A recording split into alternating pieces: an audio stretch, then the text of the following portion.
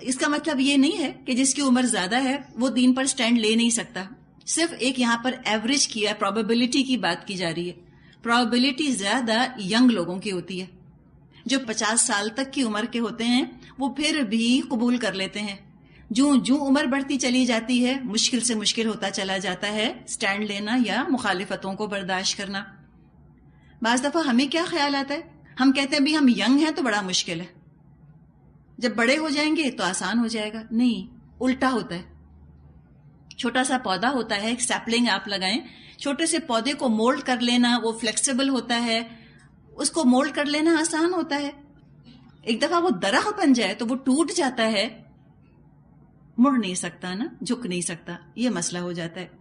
تو جتنی جلدی انسان زندگی میں تبدیلی لے آئے اتنا بہتر ہے. وقت کے ساتھ ساتھ یہ کام آسان نہیں رہتا. تو یہ بہت ہی خوبصورت بات ہے. فما آمن لموسیٰ الا ذریۃ من قومہ علی خوف من فرعون وملئہم ان یفتنہم. لوگ فتنوں سے، مخالفتوں سے ایسے گھبرانے لگتے ہیں جیسے کہ اللہ سے ڈرنا چاہیے. اور فرعون کے بارے میں فرمایا وہ تو تھا ہی حد سے گزرنے والا. موسیٰ علیہ السلام نے سمجھایا قوم کو. ابھی ہم پڑھیں گے آیت 84 سے آگے تک انشاءاللہ. وَقَالَ مُوسَىٰ يَا قَوْمِ إِن كُنتُمْ آمَنْتُمْ بِاللَّهِ فَعَلَيْهِ تَوَكَّلُوا إِن كُنتُمْ مُسْلِمِينَ. موسیٰ علیہ السلام نے اپنی قوم سے کہا، لوگو اگر تم واقعی اللہ پر ایمان رکھتے ہو تو اس پر بھروسہ کرو اگر مسلمان ہو. یعنی پھر ہم یاد اپنے آپ کو دلا لیں کہ بنی اسرائیل کافر قوم نہیں تھے تو مسلمان. اب اسلام سے آگے یہاں موسیٰ علیہ السلام ان کو ایمان کے درجوں کی دعوت دے رہے ہیں، ایمان کے درجے پر لے جا رہے ہیں. جہاں تک اسلام کا تعلق ہے یوں سمجھیں یہ تو پہلی سیڑھی ہے، اقرار، اکنالج کر لینا. اقرار سے آگے اب عمل بھی تو کرنا ہے، وہ ہے ایمان کی سیڑھی. اسلام کا جہاں تک تعلق ہے تو اسلام لانے سے پہلے یعنی اقرار کرنے سے پہلے اور اسلام لانے کے بعد ضروری نہیں ہے کہ انسان کی زندگی میں کوئی عملی طور پہ فرق پڑے. یعنی کہ آپ نے مان لیا کہ ہاں یہ بات ٹھیک ہے. ہو سکتا ہے کہ آپ نے مان تو لیا لیکن ماننے کے بعد آپ نے عمل نہ کیا، یہ عین ممکن ہے، ہو سکتا ہے. لیکن جہاں تک ایمان کا تعلق ہے، جب یہ اسلام دل کے اندر گھس جاتا ہے جا کر، ایمان جب یہ بن جاتا ہے تو ایمان سے پہلے اور ایمان کے بعد ناممکن ہے کہ عمل پر فرق نہ پڑے. اور اسلام سے ایمان کے درجے کی طرف بڑھنے سے جو چیز روکتی ہے وہ ہے لوگوں کا خوف. لوگ کیا کہیں گے، لوگ ناراض ہو جائیں گے، لوگ ہمیں نقصان پہنچائیں گے. تو اس کا علاج بتایا، اللہ پر مکمل بھروسہ کرو، توکل کرو، بے اعتمادی تمہاری ختم ہو جائے گی، تم ٹھک کر صحیح عمل کرو گے. اصل تو ضرورت ہے کہ اللہ کے حق میں، رسول کی سنت کے حق میں تم ووٹ آف کانفیڈنس دو.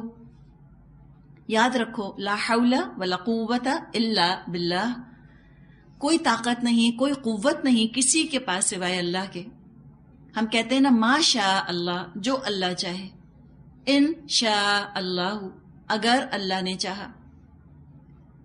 اور یہ بھی یاد رکھیے کہ کسی رونے کا یا ہنسنے کا ذمہ آپ کا نہیں ہے. آپ نے کسی کو نہیں ہنسایا، اللہ نے ہنسایا.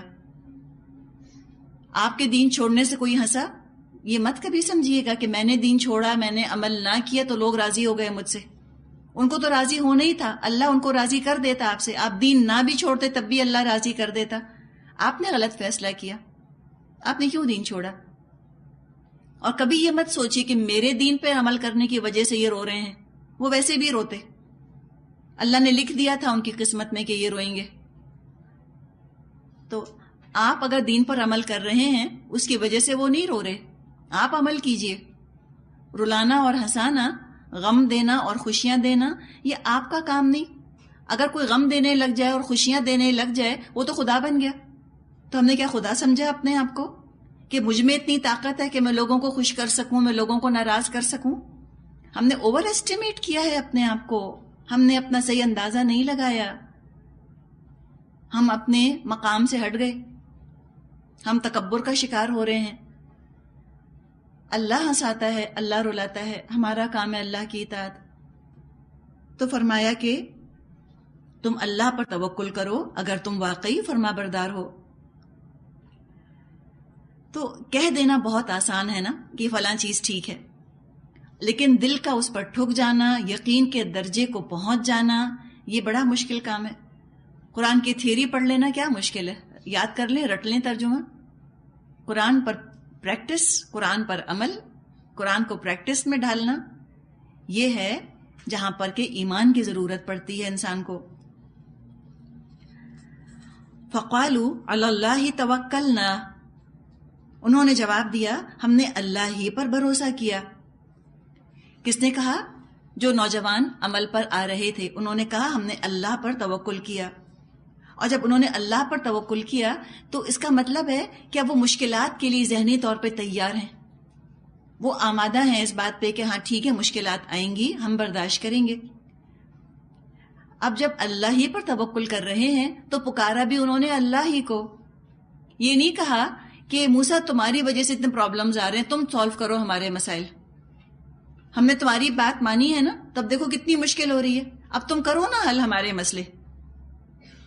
جیسے خاتون تھیں، وہ کہنے لگیں آپ لوگ کہتے ہیں پردہ کرو، اب میری بیٹی کر رہی ہے، اب آپ کرائیں نا شادی اس کی۔ تو بات یہ ہے کہ اللہ سے مانگے۔ اگر کوئی کسی کی شادیاں کروا سکتا یا کسی کے یہاں بچے پیدا کروا سکتا یا کسی کو ہنسا سکتا یا رلا سکتا تو وہ خدا نہ ہو جاتا خود؟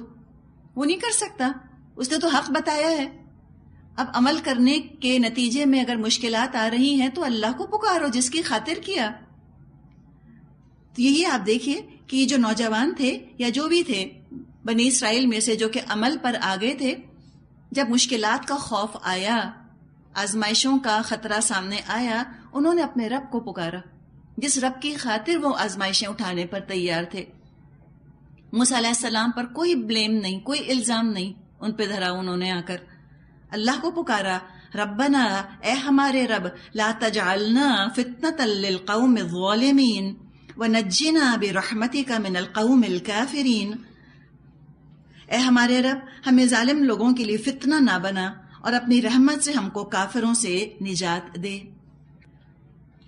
تو اللہ پر توکل کے معنی ہی یہ ہیں کہ اب جہاد کے اور قتال کے مراحل طے کرنے ہوں گے۔ اب ڈورمنٹ رہنے کے، پیسو رہنے کے، ان ایکٹیو رہنے کے دن چلے گئے، اب تو ایکٹیو ہونا ہے۔ تو دعا کی کہ اللہ ہمیں فتنہ مت بنا ظالم قوم کے لیے۔ فتنے کا مطلب ہوتا ہے ٹرائل یا آزمائش، آزمائش بن جانا۔ دیکھیے، یہ نہیں کہا کہ تو ظالموں کو ہمارے لیے فتنہ مت بنا، یہ نہیں کہا، بلکہ کہا کہ اللہ ہمیں مت فتنہ بنا ظالم قوم کے لیے۔ آپ فرق محسوس کر رہی ہیں؟ نہیں، ظالموں کو ہمارے لیے فتنہ مت بنا یہ نہیں کہا۔ اس کا مطلب یہ ہوتا کہ ایسا نہ ہو کہ ظالموں کے ظلم کی وجہ سے ہم فتنے میں پڑ جائیں۔ سمجھ آئیے آپ کو بات؟ یہ نہیں کہہ رہے، کہہ رہے لا تجعلنا، ہمیں فتنہ مت بنا ظالموں کے لیے، ایسا نہ ہو کہ ہماری وجہ سے ظالم فتنے میں پڑ جائیں۔ سمجھ آئیے آپ کو بات؟ وہ کہہ رہے ہیں کہ اللہ ایسا نہ ہو کہ ہم کوئی ایسا کام کریں جس کی وجہ سے ظالم فتنے میں پڑ جائیں۔ اب وہ کس طرح سے؟ ایمان والے جو کہ ایمان کا دعویٰ کرتے ہیں وہ کافروں کے لیے فتنہ کیسے بنتے ہیں، کافروں کے لیے آزمائش کیسے بنتے ہیں، یہ دیکھیں۔ ایک تو یہ کہ جب وہ مومنوں پر ظلم کے پہاڑ توڑتے ہیں، ان کو دین سے ہٹانے کی کوشش کرتے ہیں، تو خود کو اللہ کے غضب کا مستحق بنا لیتے ہیں۔ ٹھیک ہے، ان کی دنیا کی زندگی برباد کرتے ہیں مومنوں کی، اور اپنی آخرت کی زندگی برباد کر لیتے ہیں۔ دنیا میں نظر تو یہ آ رہا ہے جیسے کہ ابو جہل فتنہ بنا ایمان والوں کے لیے، آزمایا نا اس نے ایک طرح سے۔ اصل میں کیا ہوا؟ ایمان والے فتنہ بن گئے ابو جہل کے لیے۔ ابو جہل نے اپنا بیڑا غرق کر لیا ایمان والوں پر مشکلات ڈال ڈال کر، اپنی آخرت کی زندگی اس نے برباد کر لی۔ اور کیا ہوتا ہے کہ بعض دفعہ مسلمان اپنے رویے، اپنے طرز عمل سے کافروں کے لیے آزمائش بن جاتے ہیں، یعنی امتیوں کے کردار کی پستی ان کی کم ہمتی، ان کی بزدلی دیکھ کر کافر جو ہیں وہ آگے بڑھ نہیں پاتے رسول کی دعوت کی طرف. وہ سوچتے ہیں کہ اگر یہ دعوت اتنی اعلیٰ ہوتی تو اس کے ماننے والے اعتماد کے ساتھ اس کو مان رہے ہوتے. جب یہ خود اس قدر کنفیوزڈ ہیں، اتنے اپولوجیٹک ہیں، اتنے ڈبل مائنڈڈ ہیں، اس قدر کنفیوژن کا شکار ہیں، تو دعوت اچھی نہیں ہوگی. اگر 100% دعوت حق ہوتی تو یہ حق کو مانتے. ضرور دعوت کے اندر کوئی پرابلم ہے کہ جو یہ ڈاماڈول رہتے ہیں، ڈگمگاتے رہتے ہیں، مانے یا نہ مانے. تو کردار کی پستی یہ کافروں کے لیے فتنہ بن جاتی ہے. یا دین کو ماننے کا دعویٰ کرنے والے جب دین پر عمل نہیں کرتے تو بھی وہ کافروں کے لیے فتنہ بن جاتے ہیں. امانت کا، دیانت کا، صداقت کا، شرافت کا سبق پڑھ رہے ہیں قرآن میں، خیانت کر رہے ہیں، جھوٹ بول رہے ہیں، برے کردار کا، گھٹیا کردار کا مظاہرہ کر رہے ہیں. کافر کہتے ہیں پتہ نہیں کیا کتاب پڑھتے ہیں یہ. آج آپ دیکھیے کتنے لوگ ہیں جو قرآن پڑھ رہے ہیں. زیادہ تر تو وہ مسلمانوں کو دیکھ رہے ہیں نا، ہمارا عمل دیکھ رہے ہیں. مسلمان چیٹنگ کرتے ہیں، مسلمان بد اخلاق ہیں، بدتمیز ہیں. کوئی اس دن بتا رہا تھا کہ کچھ ایسے لوگ ہیں جو کہ امریکہ سے پاکستان آ رہے ہوتے ہیں. اب وہ کیا کرتے ہیں، اپنے کریڈٹ کارڈ پر ڈھیروں ڈھیر چیزیں خرید لیتے ہیں اور جھٹ پاکستان آ جاتے ہیں. اور وہ کہتے ہیں کہ ہاں کافروں کے ساتھ ایسا دھوکہ کرنا جائز ہے ہمارے لیے. اور پتہ نہیں شاید وہ کیا ہے، کوئی رول ہے کہ جو کریڈٹ کی ہسٹری ہے وہ 7 ایئرس کے بعد آپ کی ختم ہو جاتی ہے. 7 سال کے بعد جب وہ دوبارہ امریکہ جاتے ہیں کوئی ریکارڈ ہی نہیں ہوتا. کرنے کا کام ہے کوئی یہ. یا بعض لوگوں سے یہ بھی سنا گیا کہ ان کی دکانوں میں جا کر اگر آپ کوئی چیز چرا لیتے ہیں، شاپ لفٹنگ جس کو ہم کہیں، تو یہ جائز ہے اس لیے کہ ہم مسلمانوں پر اتنا ظلم بھی تو کر رہے ہیں، یہ ہم سے اتنا سود بھی تو وصول کر رہے ہیں، تو ہم جس طرح چاہیں دھوکہ دیں ان کو. یہ کردار سامنے آتا ہے کفار کے، تو کیا مسلمانوں کی عزت ہوگی؟ قرآن تو کم ہی پڑھ رہے ہیں، زیادہ تر تو مسلمانوں کو دیکھ رہے ہیں کہ مسلمانوں کا اپنا کردار کتنا گھٹیا ہے. برٹرینڈ رسل نے کہا تھا کہ قرآن اس نے تو پڑھا تھا، اس نے کہا کہ it's the best book with the worst followers. بہترین دنیا کی کتاب ہے جس کے بدترین ماننے والے. ہمارا غصہ دیکھیں، ہمارا قوانین کو توڑنا دیکھیں، آپ ہمارا رویہ دیکھیں اپنے ساتھیوں کے ساتھ. دین کا جس طرح استہزاء ہم کرتے ہیں دنیا کے معمولی معمولی فائدوں کے لیے، جیسے ہم اللہ کی آیات کو بیچتے ہیں، وہ تو سب کے سامنے ہے ہی. ایک ہمارے جاننے والے تھے وہاں پر کیلیفورنیا کی طرف، وہ کہ تبلیغ کا کام کرتے تھے. تو کچھ لوگ آئے وائٹ امریکنز، انہوں نے کہا ہمیں آپ اپنا قرآن دیجئے، ہم پڑھنا چاہتے ہیں. انہوں نے دیا قرآن، انہوں نے پڑھا، نان مسلمز نے. پھر واپس آئے اور آ کر ان سے کہنے لگے کہ نہیں، ہم کو وہ قرآن دیں جس پہ آپ لوگ عمل کرتے ہیں. یہ تو وہ قرآن نہیں ہے. حقیقت ہے قرآن اور ہے اور ہم اور ہیں، اسلام کچھ اور ہے، مسلمان کچھ اور ہیں. تو اسلام کے پھیلنے میں سب سے بڑی رکاوٹ خود مسلمان. تجعلنا فتنة للقوم الظالمین، یہ فتنہ بن گئے ہیں ظالموں کی قوم کے لیے.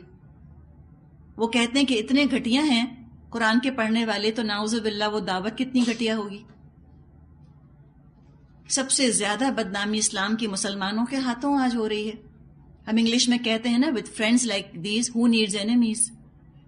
جو دین کی دوستی کا دم بھرنے والے ہیں انہوں نے ایسی دشمنی کی ہے کہ دشمنوں نے کبھی ایسی دشمنی نہ کی ہوگی.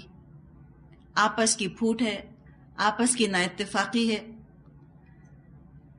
مسلمان ملکوں پہ حملہ ہوتا ہے، کوئی مسلمان ملک بھر کے مدد نہیں کرتا.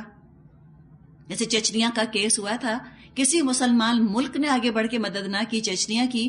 آخر چچنیا کے پریزیڈنٹ کو پوپ سے اپیل کرنی پڑی کہ ہم مسلمانوں کی مدد کیجئے آپ، اس لیے کہ باقی ہماری مدد کو مسلمان نہیں آ رہے. اچھا، ایک اور فتنہ کب کریٹ ہوتا ہے ظالموں کے لیے؟ جب حق مغلوب ہو جائے، سبجوگیٹ ہو جائے ٹروتھ. لوگوں کی جو اکثریت ہوتی ہے، عوام جن کو ہم کہتے ہیں، عوام کو حق اور باطل کے بارے میں علم حاصل کرنے میں کوئی دلچسپی نہیں ہے. They are not interested what is truth, what is in truth. عوام کا موٹو ہے مائٹ از رائٹ، طاقت حق ہے. جس کا غلبہ دنیا میں دیکھتے ہیں لوگ سمجھتے یہی ٹھیک ہوں گے. جب دنیا میں کفر کا غلبہ ہو جاتا ہے لوگ سمجھتے ہیں کفر ٹھیک ہے، ویسے ہی بن جاتے ہیں وہ. اور جب وہ دین کو مغلوب دیکھتے ہیں، سچ کو مغلوب دیکھتے ہیں، وہ سمجھتے ہیں کہ سچ اچھا ہی نہیں ہوگا، دین اچھا ہی نہیں ہوگا، تبھی تو مغلوب ہے. لہذا دنیا میں اہل ایمان کو اللہ کے دین کو غالب کرنے کی کوشش کرنی چاہیے تاکہ عوام کے لیے دین پر چلنا آسان ہو. دین کے ساتھ کامیابی کی کوشش کرنی چاہیے کہ دین کامیاب ہو، سکسیسفل ہو، بلند ہو، اعلیٰ ہو. اس لیے کہ لوگ صرف کامیابی دیکھتے ہیں، وہ حق نہیں دیکھتے. حق کامیاب ہوگا، حق کے پیچھے چل پڑیں گے. باطل کامیاب ہوگا، باطل کے پیچھے چل پڑیں گے. ہم کہتے ہیں نا nothing succeeds like success. جب دین کامیاب ہو جاتا ہے تو پھر آپ دیکھیں جوق در جوق لوگ آ کے دین میں شامل ہو جاتے ہیں. تو دین والے جب ایسا ماحول بنانے کی کوشش نہیں کرتے جس میں کہ دین پر چلنا آسان ہو، تو پھر کیا ہوتا ہے کہ لوگ دین پر عمل نہیں کرتے، مشکلات سے گھبرا جاتے ہیں.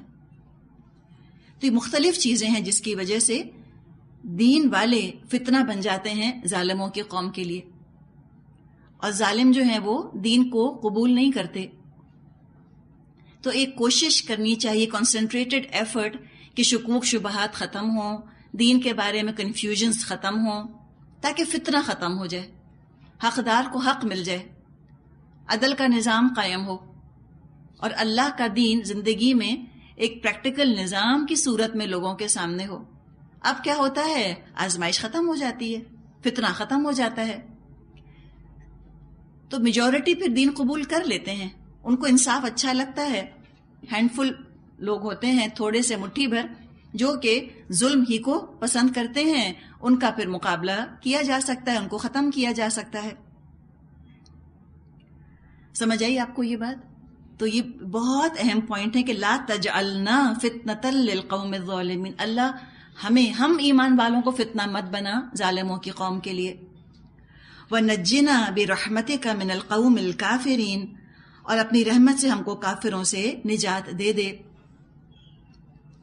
آیت 87 وَأَوْحَيْنَا إِلَى مُوسَى وَأَخِيهِ أَن تَبَوَّآ لِقَوْمِكُمَا بِمِصْرَ بُيُوتًا وَاجْعَلُوا بُيُوتَكُمْ قِبْلَةً وَأَقِيمُوا الصَّلَاةَ وَبَشِّرِ الْمُؤْمِنِينَ. اور ہم نے موسیٰ اور اس کے بھائی کو اشارہ کیا کہ مصر میں چند مکان اپنی قوم کے لیے مہیا کرو، اور اپنے ان مکانوں کو قبلہ ٹھہرا لو، اور نماز قائم کرو، اور اہل ایمان کو بشارت دے دو. اب کیا ہو رہا تھا کہ مصری حکومت کے ظلم اور ستم کی وجہ سے، پرسیکیوشن کی وجہ سے، اور کچھ بنی اسرائیل کی اپنی ایمانی کمزوری کی وجہ سے وہاں پر مصر میں باجماعت نماز کا نظام ختم ہو چکا تھا. تو دوبارہ اس کو اسٹیبلش کرنے کی تجویز دے رہے ہیں موسیٰ علیہ السلام کہ چند گھروں کو باجماعت نماز کے لیے تو مخصوص کر لو، اور اپنے مکان اپنے قبلے کے رخ پر بناؤ، وہ قبلے کا کام دیں گے.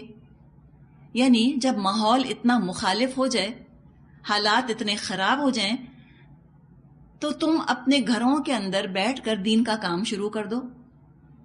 جیسے کہ جب موسم خراب ہوتا ہے تو گرین ہاؤسز بنائے جاتے ہیں، اور اس میں کچھ پودوں کو، پلانٹس کو رکھا جاتا ہے، اور ان کو موافق ماحول فراہم کیا جاتا ہے، وہاں پہ آپٹیمم کنڈیشنز پرووائڈ کی جاتی ہیں تاکہ وہ پودے زندہ رہیں اور پھلتے پھولتے رہیں.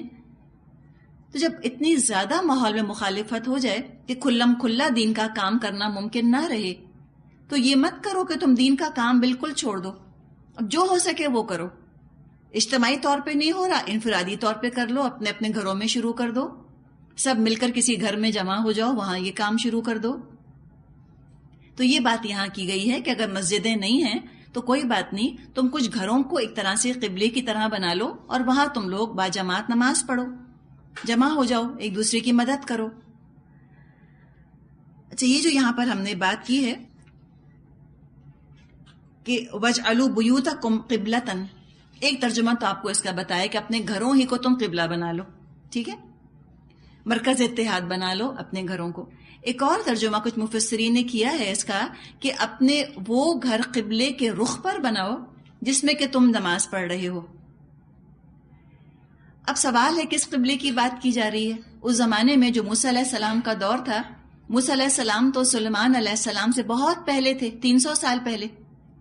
سلیمان علیہ السلام نے ٹیمپل آف سولومن بنایا تھا جو بیت المقدس میں ہے، اور ابھی تو بیت المقدس بنا نہیں تھا. تو موسیٰ علیہ السلام کس قبلے کی بات کر رہے ہیں؟ یہ خانہ کعبہ ہی کی بات کر رہے ہیں کہ تم اپنے گھر جو ہیں وہ خانہ کعبہ کے رخ پر بناؤ، مسجد حرام کی طرف تم ان کو بناؤ، بیت اللہ کی طرف.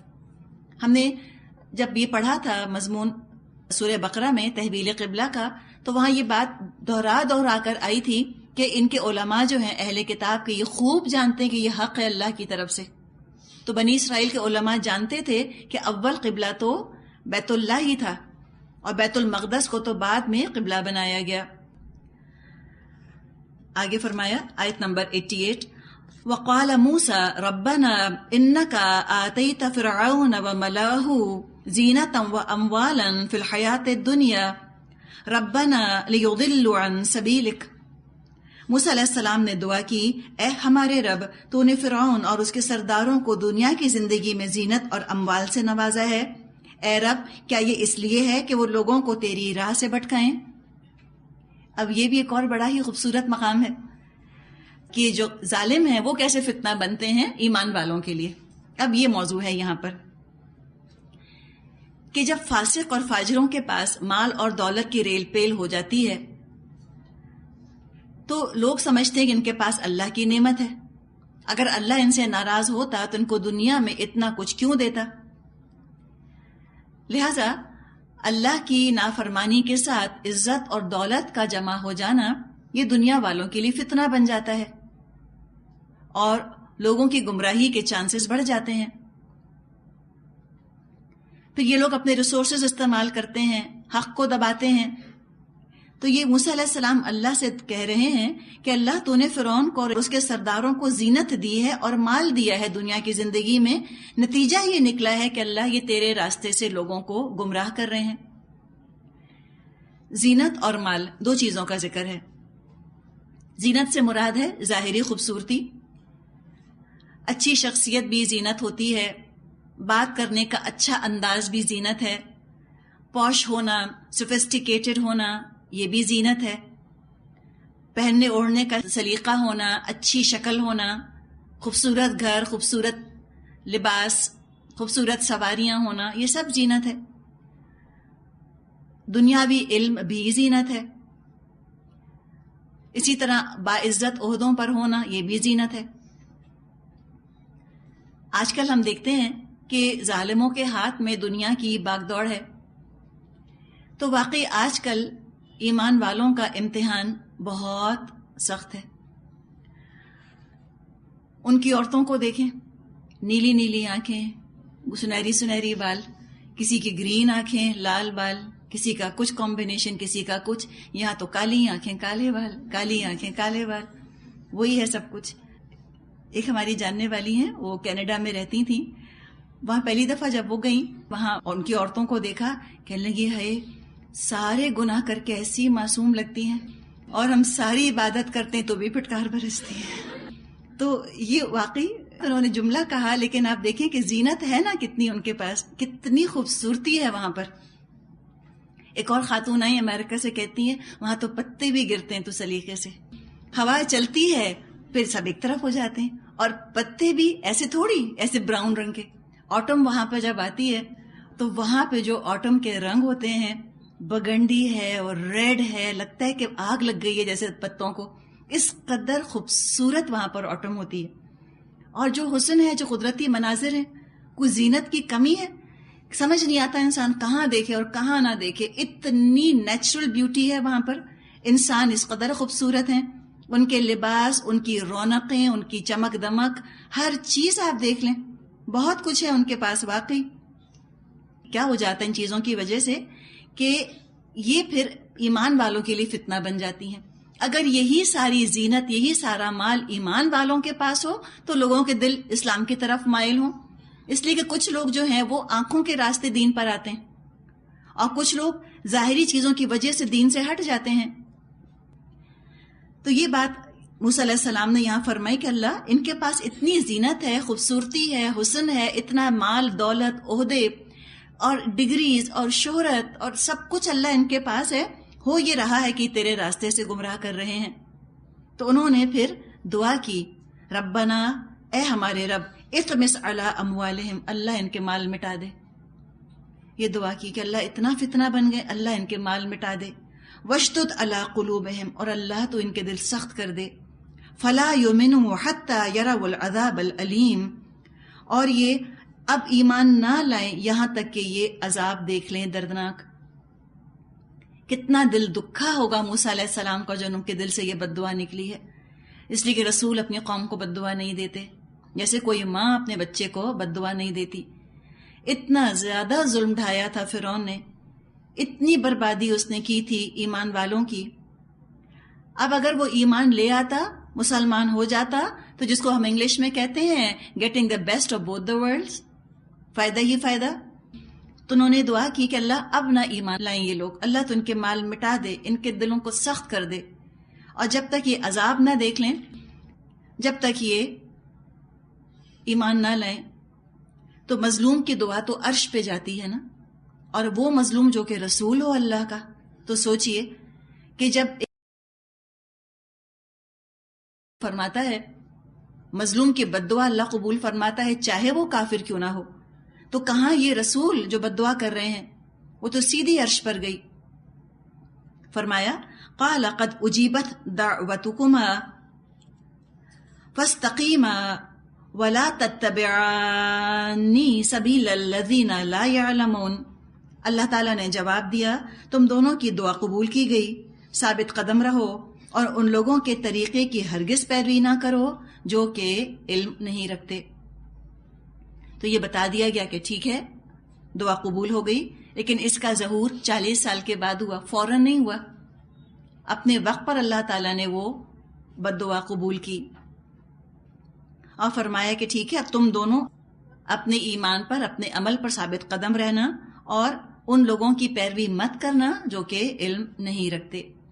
والآخر دعوانا ان الحمد للہ رب العالمین. سبحانک اللہم و بحمدک، نشہد ان لا الہ الا انت، نستغفرک و نتوب الیک. السلام علیکم ورحمۃ اللہ وبرکاتہ.